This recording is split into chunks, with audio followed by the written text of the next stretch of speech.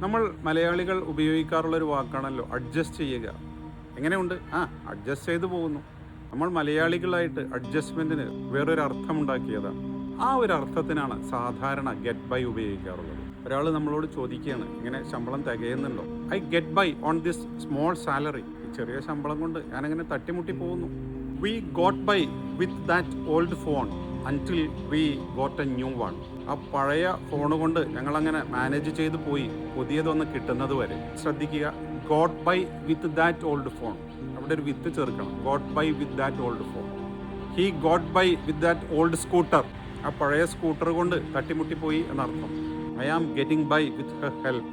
അവളുടെ സഹായം കൊണ്ട് ഞാനങ്ങനെ മാനേജ് ചെയ്ത് പോകുന്നു. We will get by somehow until next year. അടുത്ത വർഷം വരെ നമ്മൾ ഇങ്ങനെയൊക്കെ അങ്ങോട്ട് പോകുന്നേ. The road is bad but we can get by if we drive carefully.